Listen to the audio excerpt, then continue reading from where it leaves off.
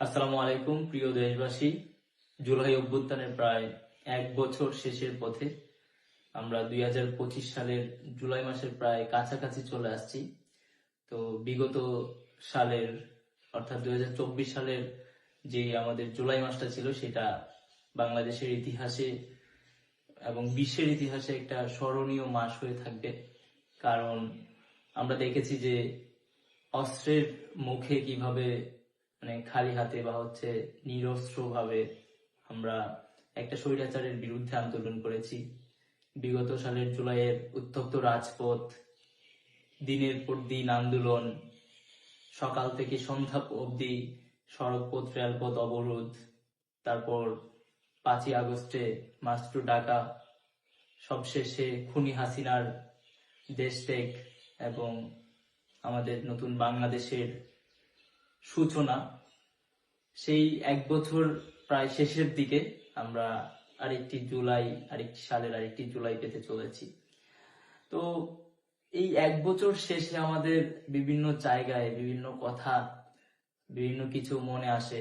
যেমন আমার কাছে মনে হয়, ব্যক্তিগত জায়গা থেকে আমার মনে হয়, আমি মনে করি যে আমাদের যে উপদেষ্টা পরিষদটা রয়েছে এখন অন্তর্বর্তীকালীন সরকারের, সেই উপদেষ্টা পরিষদের অনেকেই হয়তোবা জুলাই সম্পর্কে জানে না, অথবা তারা 5ই আগস্টের বাংলাদেশের রাজপথ দেখে নাই, ঢাকার রাজপথ দেখে নাই, অর্থাৎ 36শে জুলাই সম্পর্কে অনেকেই হয়তোবা অবগত নয়। তো সেই জায়গাটা থেকে আমাদের খারাপ লাগা, হতাশা, ক্ষোভ, এই জায়গাগুলো আছে।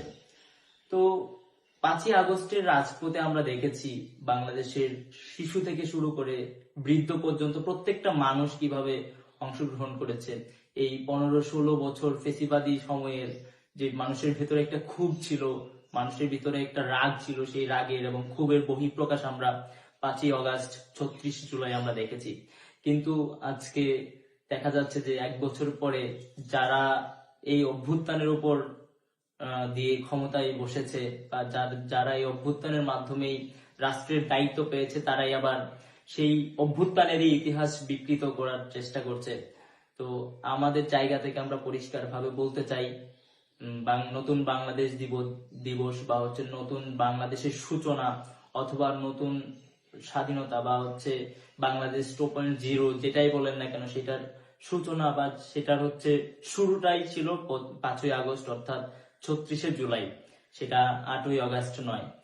জুলাই অভ্যুত্থান রিলেটেড অনেক ইতিহাস রয়েছে, অনেক তত্ত্ব রয়েছে, যেগুলো বিকৃতি হওয়ার সম্ভাবনা রয়েছে, এবং অনেক তত্ত্ব রয়েছে যেগুলা দেশের মানুষ জানে না, যেগুলো দেশের মানুষের জানা উচিত। তো 5ই আগস্ট অর্থাৎ আমরা যখন মার্চ টু ঢাকা ঘোষণা করা হয় 4 আগস্ট অর্থাৎ 35শে জুলাই, তখন আমি চিটং থেকে রাতেই রওনা দেই এবং সকালে গিয়ে 5 তারিখ সকালে আমি ঢাকায় পৌঁছাই। সেটার গল্পটা অন্য আরেকদিন বলা হবে, বাট এই জিনিসটা কেন আজকে টেনেছি সেটার উদ্দেশ্যটাই মূলত আমরা জুলাই অভ্যুত্থানে দেখেছি, এখন বর্তমানে যারা উপদেষ্টা পরিষদে রয়েছে তাদের অনেকেই জুলাই অভ্যুত্থানের সময় সরব ছিলেন না বা সেভাবে আমরা তাদের ভূমিকা দেখতে পাই নাই, কিন্তু তারা ঠিকই রাষ্ট্রের দায়িত্বে আছেন। আমার আজকে যে ইতিহাস বিকৃতির ঘটনাগুলো অন্তর্বর্তীকালীন সরকারের পক্ষ থেকে শুরু হওয়াটা একটা হতাশাজনক ব্যাপার, এবং আমার কাছে মনে হয় এই যে কিছু কিছু জায়গায় এই সমস্যাগুলোর কারণেই হয়তোবা এই জিনিসগুলো আমরা দেখতে পাচ্ছি। 5 তারিখ যখন খুনি হাসিনা দেশ থেকে পালিয়ে যায়, তখন আমরা রাজপথে সবাই আনন্দ মিছিল করেছি। আমরা দেখেছি বাংলাদেশের মানুষ কিভাবে 5 তারিখে রাজপথে নেমে এসেছিল।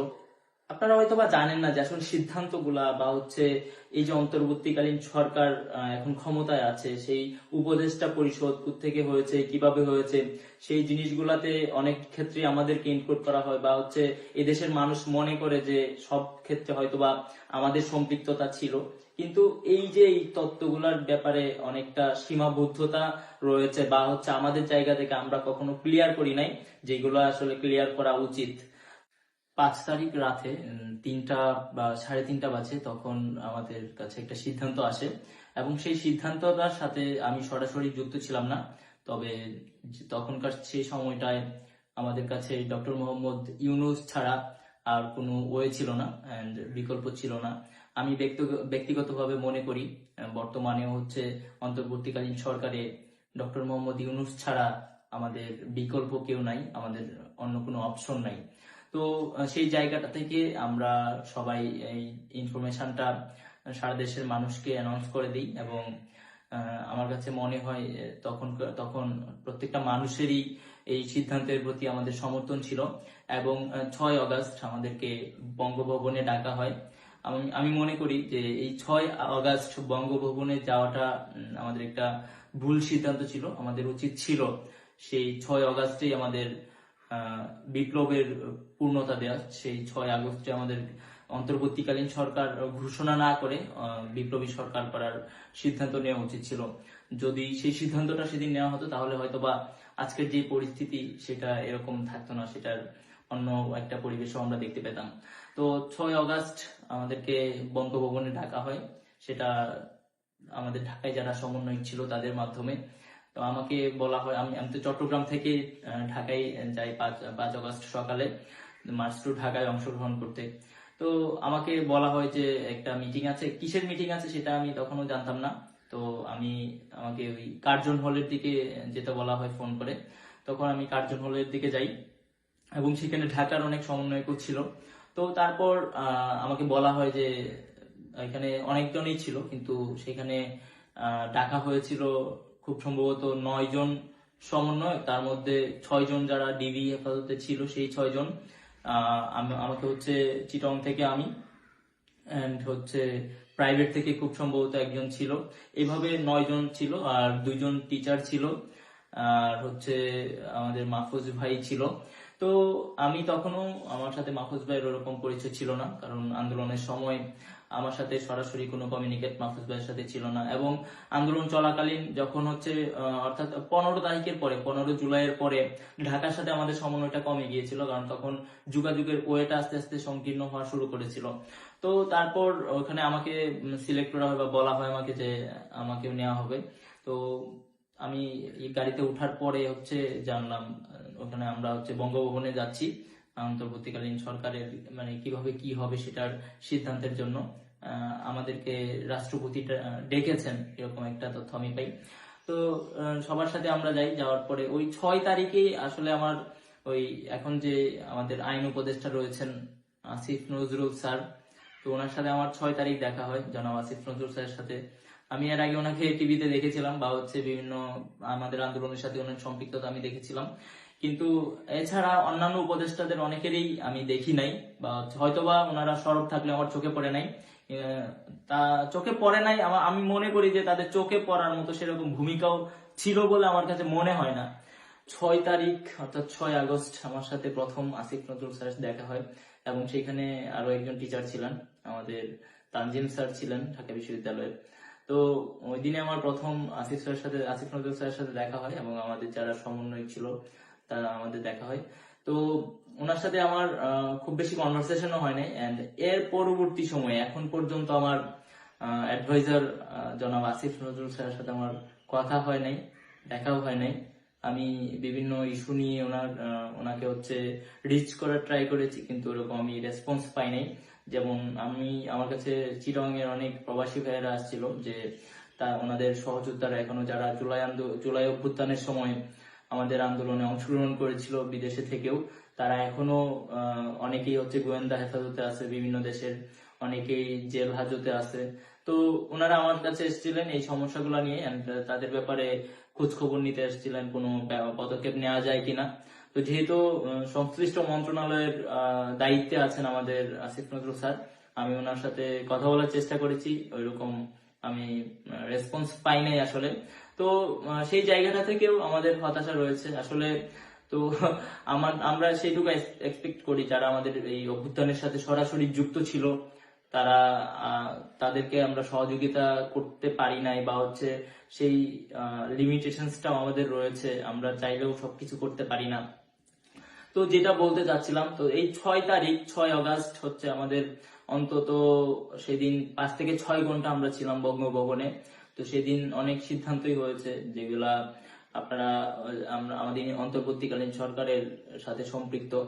তো আমাদেরকে হচ্ছে ডক্টর মোহাম্মদ ইউনূসকেও আমাদের এই এখন যিনি রাষ্ট্রপতি আছেন বা হচ্ছে তখন থেকেই ছিলেন যে তিনি মেনে নিতে রাজি ছিলেন না, বা হচ্ছে আহ, ওই পাথর গলায় বেঁধে উনি সেই সিদ্ধান্ত মেনে নিয়েছিলেন। উনি এটাও বলছিলেন যে তোমরা সিদ্ধান্ত নিয়েছো দেখেই হচ্ছে আমরা সেটা ডিনাই করতে পারছি না, বাট আমাদের এখানে আপত্তি রয়েছে। তো মূলত সেই বৈঠকে অংশগ্রহণ করে আমাদের আসিফ ভাই, তারপর নাহিদ ভাই এবং মাহফুজ ভাই, ওনারা তিনজন গিয়ে সেই বৈঠকে অংশগ্রহণ করে। অ্যান্ড ওই রাষ্ট্রপতি ছিলেন, আমরা বাহিরে বসা ছিলাম, হাসনাত ভাই, সার্জিস ভাই, আমি। তো আমাদের আরো অনেকেই ছিল, নুসরাত তাবাসসুম আপু, তারপর হচ্ছে প্রাইভেট থেকে যে প্রতিনিধি ছিল, আমরা সবাই বাইরে অপেক্ষা করছিলাম। তো 6 তারিখ আমাদের সেই সিদ্ধান্তগুলো নেওয়া হয় এবং অন্তর্বর্তীকালীন সরকার প্রধান উপদেষ্টা যে ডক্টর মোহাম্মদ ইউনূসই হচ্ছেন সেটার আমরা কনফার্মেশন সেদিন পাই। তো তার পরবর্তী সময়ে এটাই হচ্ছে লাস্ট। এরপরে আসলে মানে উপদেষ্টারা কিভাবে নিয়োগ পেয়েছেন, সেই উপদেষ্টাদেরকে কে বা কারা নিয়োগ দিয়েছে, কিসের ভিত্তিতে দিয়েছে, সেটার গ্রাউন্ড কি ছিল, সেই ব্যাপারে কোনো তথ্যই আসলে আমি ব্যক্তিগতভাবে জানি না।